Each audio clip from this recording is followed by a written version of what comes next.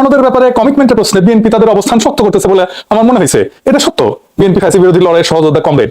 জুলাই নির্মাণে তার অবদান অস্বীকার করা সম্ভব না। আমাদের সকলের শরীরে মনে আমরা প্রত্যেকেই ফ্যাসিবাদের চিহ্ন বহন করতেছি, বিএনপির বাইরে না। পার্থ জুলাই নিয়ে কি বলছে সেটা রেকর্ডে থাকা দরকার।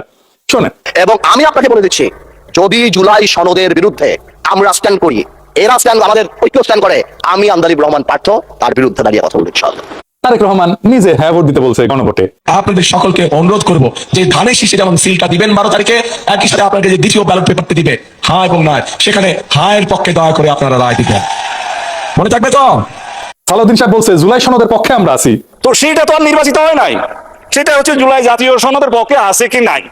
তো জুলাই জাতীয় সনদের পক্ষে তো আমরা আছি, সারা জাতি আছে।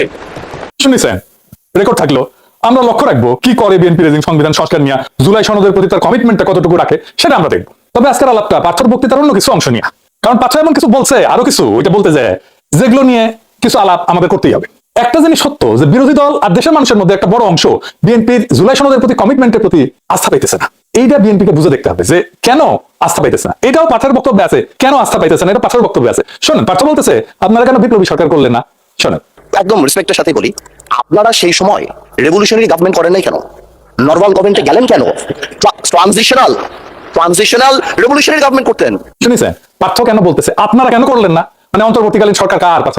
এটা তো আপনার না, আপনারা ছিলেন না সেই সরকার তৈরির সময়। আপনারা জান না ক্যান্টনমেন্টে ড্যাং ড্যাং করতে করতে বাসে কইরা, মাইক্রো বাসে কইরা, বাসে কইরা এই সরকার কেমন হবে সেটাতে আপনাদের বক্তব্য ছিল না, বক্তব্য না হয়নি। আপনারা তো নিজেই বলছেন অন্তর্বর্তীকালীন সরকার আপনাদেরই ছিল। শোনেন, আপনাকে একটা কথা বলি, আসলে বলা উচিত না ইন্টারিম গভর্নমেন্ট আমাদেরই ছিল। এখন হাত ঝেড়ে ফেলতেছেন কেন? তখন যদি বিপ্লবী সরকার হয়ে না থাকে এটা দায়িত্ব জামাত এনসিপির একার না। আপনি জামাত এনসিপির উপর দায়িত্ব পাইতেছেন। এই সরকার তৈরির সময় আপনি ছিলেন, আপনি নিজের দায়িত্ব নিলেন একটু আগেই। আবার শোনান, আপনাকে একটা কথা বলি, আসলে বলা উচিত না ইন্টারিম গভর্নমেন্ট আমাদেরই ছিল। আপনি এনসিপির উপর দায়িত্ব পাইতেছেন। এই সরকার তো তৈরি হয়েছে আসিফ নজরুলের বাসায়। দেখেন একটা ক্লিপ দেখাই। এই ভদ্রলোক বলতেছে যে আসিফ নজরুল এবং সামরিক কর্তৃপক্ষ ইন্টারিম গভর্নমেন্ট তৈরির ক্ষেত্রে সবচেয়ে বেশি ভূমিকা রাখছে। অনেকগুলো স্বার্থের সম্মিলন হয়েছে। একদিকে হচ্ছে আর্ম ফোর্সেস, তাদের তো নিজস্ব পছন্দ নিশ্চয় ছিল। আমাদের যিনি চিফ অ্যাডভাইজার হলেন ওনারও নিজস্ব পছন্দ ছিল, এবং ওই সময় সবচেয়ে যিনি বেশি প্রভাব বিস্তার করেছিলেন বিশ্বের আমাদের যিনি অধ্যাপক, সম্মানিত অধ্যাপক আসিফ নজরুল, ওনার প্রভাবটাও কাজ করেছে। এবং বিশেষ করে প্রফেসর ইউনূসের সাথে ওই মুহূর্তে ওনার যে সম্পর্কটা আমার কাছে মনে হচ্ছে অনেক প্রগাঢ় ছিল বিভিন্ন কারণে, যার ফলে উনি হয়তো প্রফেসর ইউনূসের সাথে এই কে কোন নামগুলো যাবে কোন নামগুলো যাবে না উনি একটা বড় নিয়ামকের ভূমিকা পালন করে থাকতে পারেন, যদি আমি নিশ্চিত না। কিন্তু এই আলাপগুলো কিন্তু সত্যিকার অর্থে কেউ বলছে না। শুনেছেন? আচ্ছা এবার শুনেন, বঙ্গভবনে যাইয়া প্রধান উপদেষ্টা কে হবে এটাও তারা ঠিক করেছে।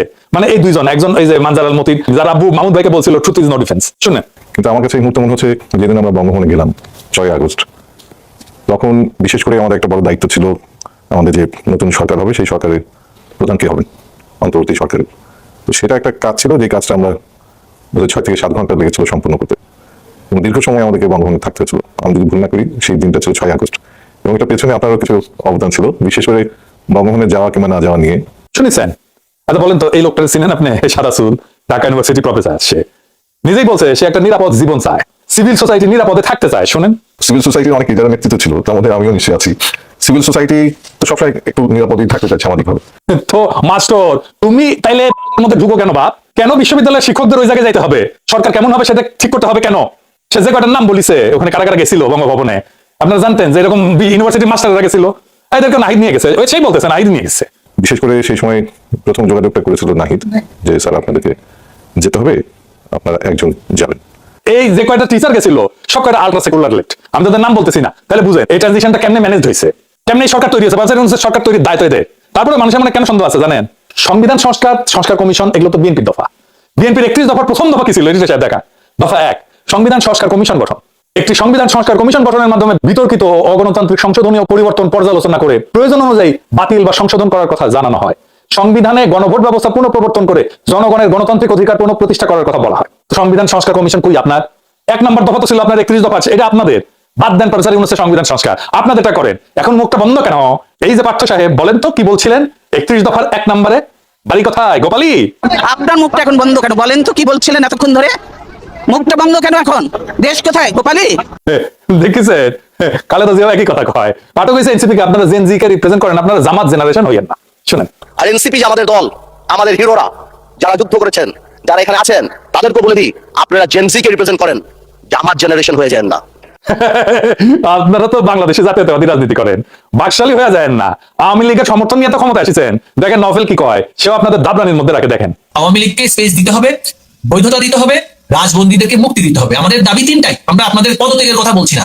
প্রক্রিয়া যাই হোক, আপনার পারফরমেন্স দেখতে চাই। পারফরমেন্স আপনি সংসদে দেখান, রাষ্ট্র পরিচালনার ক্ষেত্রে দেখান। আমরা আপনার সাথে মৌন সমর্থন দিয়েছি বলেই আপনি ক্ষমতায় এসেছেন, আপনি ভুলে যাবেন না। এই সমর্থন সরে গেলে কিন্তু আপনার ক্ষমতা আর থাকবে না। শুধু নফেল না, বাকশালের কাছে ভোট চাইয়া নিছেন, কান্নাকাটি করে হাত পা ধরে হাসিনায় বসছে। শুনেন, বিএনপির অবশ্য অনেক প্রার্থী আমাদের আওয়ামী লীগের নেতা কর্মীর কাছে হাত পা ধরেছে, ধর্ণা দিয়েছে জামাত ঠেকানোর জন্য। দয়া ধর্মকে তারা ভোটও দিয়েছে। ক্ষমতায় যেতে না দিয়ে তাদের চেহারা পাল্টে গেছে। হ্যাঁ সত্য নাকি পার্থ? হ্যাঁ এইভাবে কান্নাকাটি করে ভোট নিছেন? হ্যাঁ ভালো তো, আপনারা কপাল হয়েছেন। এটা পাবলিক মনে করে আপনারা ভারপ্রাপ্ত আওয়ামী লীগ। সংবিধানকে ছুঁড়ে ফেলা দেওয়া পার্থ খুব দিলা। সে বলতেছে সংবিধান কি মনে করে দেয় এটা 71-এর পরাজয়ের দলিল। শোনেন, এই যে একটা প্রক্রিয়া, সংবিধানকে ছুড়ে ফেলে দাও, সংবিধানকে ছুড়ে ফেলে দাও। সংবিধানকে ছুড়ে ফেলবো কেন? সংবিধানকে মনে করায় দেয় যেটা 71-এর পরাজয়ের দলিল। আমি সংবিধান কেন ছুড়ে ফেলে দেবো? এই সংবিধান দিলে গাছ দাও কেন হবে? এত গায়ে লাগবে কেন? If I don't like it, there are relevant provisions within the constitution যে আমি পরিবর্তন করতে পারি। আমার দরকার কি? পার্থ সংবিধান ছুঁড়ে ফেলে দেওয়ার কথা বলে যে 71-এর পরাজয়ের দলিলের কথা মনে করায় দেয়। আচ্ছা পার্থ শুনেন, এই সংবিধানকে ব্যবহার করে বারবার মানুষের উপর অত্যাচার করা হচ্ছে। সুতরাং এই সংবিধান যেই সংবিধান মানুষের কথা বলে না, সংবিধান যেই সংবিধানে মানুষের ইচ্ছার প্রতিফলন হয় না, মানুষের ভবিষ্যৎ দেয় না, মানুষের প্রোটেকশন দেয় না, সেই সংবিধানকে মানুষ ছুড়ে ফেলে দেবে। এটা কার কথা? আপনারই কথা তো। এখন মুখটা বন্ধ কেন? এই যে পার্থ সাহেব, বলেন তো কি বলছিলেন সংবিধান ছুড়ে ফেলে দেওয়া নিয়ে? বাড়ি কোথায় গোপালী? আপনার মুখটা এখন বন্ধ কেন? বলেন তো কি বলছিলেন এতক্ষণ ধরে? মুখটা বন্ধ কেন এখন? দেশ কোথায় গোপালী? আচ্ছা এইবার আসেন, খালেদা জিয়া নিজে কি বলছিল সংবিধান ছুড়ে দেওয়ার ব্যাপারে? দেখেন, এই সংবিধান হলো আইনের একটা ইশতেহার। এই সংবিধানকে যেই দিন জনগণের সরকার আসবে সেই দিন এই সংবিধানকে ছুড়ে ফেলে দেওয়া হবে। এই সংবিধান শুনিছেন? তাহলে কি খালেদা জিয়ার 71-এর পরাজয়ের ইতিহাস মনে পড়ে যায় পার্থ? তাই তো হয়। ওই সংবিধান তো বাংলাদেশের পরাজয়ের দলিল। ওই সংবিধান কে লিখছে? বাংলাদেশের সংবিধান পরিষদ। জানেন তো কিভাবে সংবিধান লেখা হয়? সারা দুনিয়ায় সংবিধান সভার নির্বাচন হয়, সংসদ নির্বাচনের মতো। তাদের পাবলিকে ভোট দেয় শুধু সংবিধান রচনার জন্য। পাকিস্তানের সংবিধান রচনার জন্য যে সংসদ নির্বাচন হয়েছিল 1970 সালে, সেই নির্বাচনে সরকারি বডিগার্ড বিজয়ী হয়েছিল। যারা পাকিস্তানের সংবিধান রচনার জন্য নির্বাচিত হয়েছিল তারাই স্বাধীন বাংলাদেশের সংবিধান রচনা করে। ওটা তো স্বাধীন বাংলাদেশের সংবিধান না, ওটা পাকিস্তানের সংবিধান। স্বাধীনতার ঘোষণাপত্রে লেখা আছে সাম্য, মানব সত্তার মর্যাদা আর ইনসাফ। এইটা দিয়ে আমরা দেশ গড়বো, এটা থাকবে আমাদের মূল নীতি, রাষ্ট্রের মূল নীতি। কেন নাই এইগুলা? একটাও নাই এই 72-এর সংবিধানে। কেনের মধ্যে সাম্য নাই? কেনের মধ্যে মানব সত্তার মর্যাদা নাই? কেনের মধ্যে ইনসাফ নাই আমাদের মূলনীতি হিসাবে? কেন নাই 72-এর সংবিধানে? আপনি যুদ্ধ করতেছেন, যুদ্ধে যেতে আপনি কেমন ধরনের রাষ্ট্র করবেন? এটাই তো ঘোষণাপত্র। আপনি যে ঘোষণাপত্র লিখছেন, আপনি বলছেন আমি সাম্যের বাংলাদেশ করবো, আমি মানব সত্তার মর্যাদা থাকবে সেখানে। আপনি বলছেন আর ইনসাফ থাকবে সেখানে, সেই বাংলাদেশে। সেটা হবে আমাদের মূলনীতি। আপনি একটাও রাখলেন না, একটাও না 72-এর সংবিধানে। কেন? ওটা কেমন স্বাধীন বাংলাদেশের সংবিধান হয়? পাকিস্তানের সাথে মিলাই দেখেন, বাংলাদেশের সংবিধান মিল আছে। ওই 72-এর সংবিধানের মিল আছে পাকিস্তানের সংবিধানের সাথে। জরুরি আইনের ভাষা, মৌলিক অধিকার রদ করা থেকে শুরু করে রাষ্ট্র ধর্ম, সংসদের উপর দলীয় নিয়ন্ত্রণ, প্রস্তাবনা, রাজনৈতিক ও আধ্যাত্মিক ভাষা, রাষ্ট্রের সাংবিধানিক পরিচয়, সব পয়েন্টে পয়েন্টে মিল। এই আছে পার্থ, এই সংবিধান তো আপনার প্রিয় কোনো জিনিস ছিল না।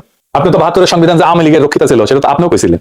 আপনি তো নিজেই বলছিলেন এই সংবিধানকে জনগণ ছুঁড়ে ফেলে দিবে। তা আপনি কেন এখন এটা নিয়ে দিওয়ানা হইলেন? শোনেন আপনি কি বলছিলেন। এই সংবিধানকে ব্যবহার করে বারবার মানুষের উপর অত্যাচার করা হচ্ছে। সুতরাং এই সংবিধান যেই সংবিধান মানুষের কথা বলে না, সংবিধান যেই সংবিধানে মানুষের ইচ্ছার প্রতিফলন হয় না, মানুষের ভবিষ্যৎ দেয় না, মানুষের প্রোটেকশন দেয় না, সেই সংবিধানকে মানুষ ছুঁড়ে ফেলে দেবে।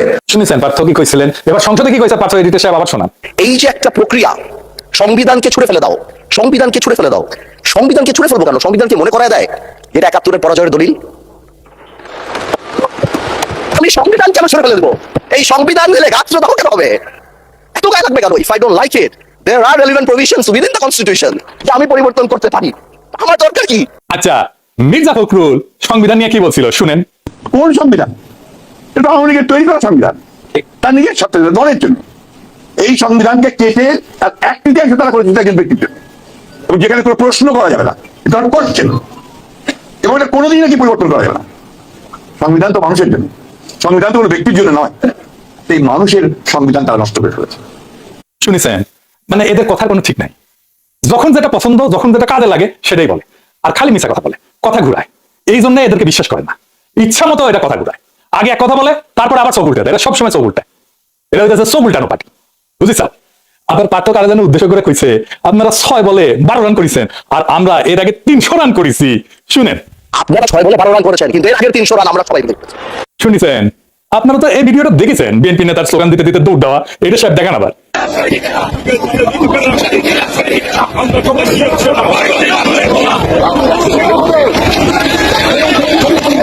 দেখেছেন? কেউ জানতেন যে কেন দৌড় মারিছে? ওই পাঁচটা গলে কয়া দিল 300 রান করা লাগবি না, ওই জন্য দৌড় মারিছে। বিএনপিটা দৌড়ের উপরে জায়গা তাহলে হাসিনা ভালোই করেছে, রান বেশি উঠেছে। দৌড় মারাটাই ওদের কাছে আন্দোলন। আপনারা ঈদের পরে আন্দোলন আন্দোলন শুনেছিলেন না? খালি ঈদের পরে তীব্র আন্দোলনের ডাক দিত মির্জা ফখরুল কেসি গেটের মাঝখানে বসে।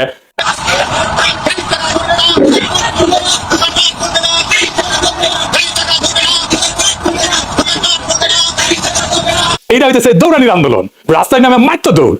17 বছর এই আন্দোলন করে যে কিছু করতে পারে নাই সেটা পার্থ নিজের মুখে বলেছিল, শোনেন। তরুণ প্রজন্মের একটি বড় অংশ তারা কিন্তু এই পরিবর্তনের জন্য ভূমিকা রেখেছে, তাদের উদ্দেশ্যে আপনার কি বলা থাকবে এবং তাদের জন্য আপনি চ্যাম্পিয়ন? তারা তো তাদের এই রক্তের উপরে দিয়ে তো আজকে আমরা এই স্বপ্ন দেখছি। আমরা যেখানে 17 বছর আন্দোলন করে কাঙ্ক্ষিত লক্ষ্যে পৌঁছাতে পারিনি, সেই জিনিসটা তারা করেছে এবং এই কারণে জাতি সবসময় তাদেরকে স্মরণ রাখবে। তো আমরা আমাদের জায়গা থেকে তাদের পাশে দাঁড়িয়েছি, তার কারণে আমরা কারাবরণ করেছি, আজকে বেরিয়ে আসছি। এখন আমাদের দায়িত্ব তরুণ আমরা যারা সবাই আছে সবাই মিলে এই দেশকে এমন একটা প্ল্যাটফর্ম দিব যাতে ভবিষ্যৎ প্রজন্ম ভালোভাবে দেশটা শুনেছেন, চ্যাম্পিয়ন কইছিল তখন পার্থ, আর আজকে কইতেছে 300 রান করেছে আগে।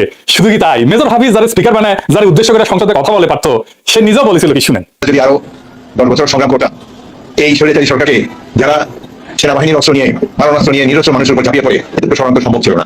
আমি ধন্যবাদ জানাতে চাই এই লড়াকু ছাত্র সমাজকে, বৈষম্য বিরোধী ছাত্র সমাজ, তারা ইতিহাস সৃষ্টি করেছে।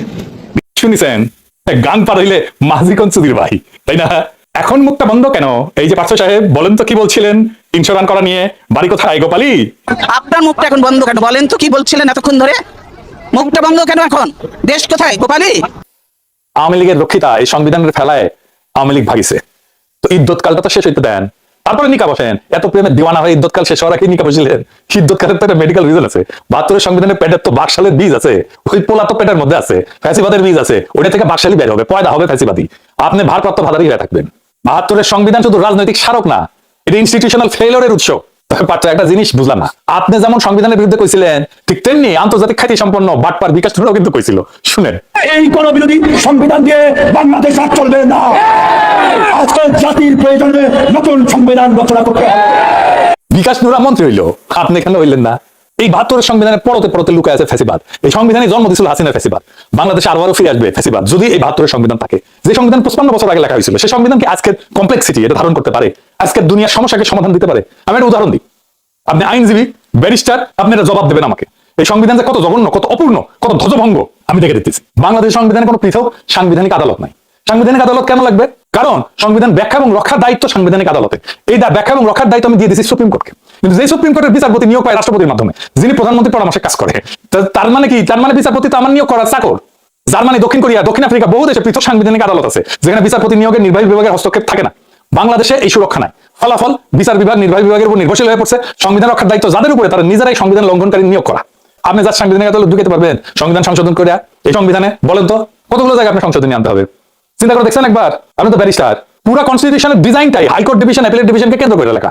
ফলে আলাদা সাংবিধানিক আদালত আনতে গেলে সংবিধানের ভিতরে টুকরা টুকরা জোড়াতালি দিতে হবে অনেকগুলো জায়গায়। আমি হিসাব করে দেখছি 12 থেকে 14টা জায়গায়। আর্টিকেল 44 থেকে শুরু করে 111, 152, থার্ড শিডিউল পর্যন্ত ছড়াই থাকা ধারাগুলো সেইটে বদলে পুনর্লিখন করতে হবে, একেবারে আলগা পাঁচতলা চেঞ্জ করতে হবে। আর্টিকেল 44 বদলাইতে হবে, 94 বদলাইতে হবে, আর্টিকেল 95 বদলাইতে হবে, আর্টিকেল 96 বদলাইতে হবে, আর্টিকেল 104 বদলাইতে হবে, 105 বদলাইতে হবে, 6 বদলাইতে হবে, আর্টিকেল 98 বদলাইতে হবে, আর্টিকেল 101 বদলাইতে হবে, 102 বদলাইতে হবে, প্রায় নতুন করে লিখতে হবে আর্টিকেল 103, 104, 105, 106, 107, 108, 109, 110, 111 এগুলো সব বদলাইতে হবে। আর্টিকেল 152 বদলাইতে হবে, থার্ড শিডিউলে হাত দিতে হবে। আর্টিকেল 148 পুরো আবার পুনর্লিখন করতে হবে, পুরো প্রথম আগা পাঁচতলা। 12টা থেকে 14টা মূল অনুচ্ছেদ কামল বদলাইতে হবে। এটা নতুন সংবিধান লেখা সহজ নাকি? বলবেন এখন সাংবিধানিক আদালতের দরকার নাই? আপনারা বলেন সংসদ মহান, সংসদ সার্বভৌম। না, সংবিধান ব্যাখ্যা রক্ষা করার দায়িত্ব সুপ্রিম কোর্টে। আপনার কিসের সার্বভৌম? বাংলাদেশে তো জুডিশিয়াল অটোক্রেসি আছে সবসময়, সবার উপরে এসে আদালত, অনির্বাচিত বিচারকদের রাজধানী চলে সবসময় সংবিধানের উপরে। কথা খুব সোজা, যে সংবিধান বারবার স্বৈরতন্ত্রের জন্ম দেয়, যে কাঠামো ফ্যাসিবাদ থাকিতে পারে না, যে ব্যবস্থায় জনগণের ভোটের উপরে দল, দলের উপরে নেতা, আর নেতার উপরে আর কেউ থাকে না, সেই ব্যবস্থা রক্ষা করাকে আমি কোনো প্রজ্ঞা বলে মনে করি না, কাপুরুষতা বলে মনে করি, প্রতারণা বলে মনে করি। আজ যারা 72 সংবিধানের প্রেমে হাবুডুবু খাইতেছেন, তাদের মনে রাখা দরকার এই সংবিধান কোনো পবিত্র ধর্মগ্রন্থ না। এইটা একটা রাজনৈতিক দলিল, আর জনগণ চাইলে রাজনৈতিক দলিল বদলায়, ছুড়ে ফেলে, নতুন করে লেখে। তাই প্রশ্ন একটাই বিএনপিকে, আপনার কি মৃত কাঠামোর পাহারাদার হয়ে থাকবেন, নাকি সত্যিকারের নতুন বাংলাদেশের ভিত্তি লিখবেন? কারণ জোড়াতালি দিয়ে রাষ্ট্র বাঁচে না। নতুন রাষ্ট্র করতে হলে নতুন সাহস লাগে, নতুন রাষ্ট্র করতে গেলে নতুন সংবিধান লাগে। 72 সংবিধান 1973 থেকে শুরু করে 2026 বাংলাদেশি উপহার দেবে আপনাদেরকে। আবার একই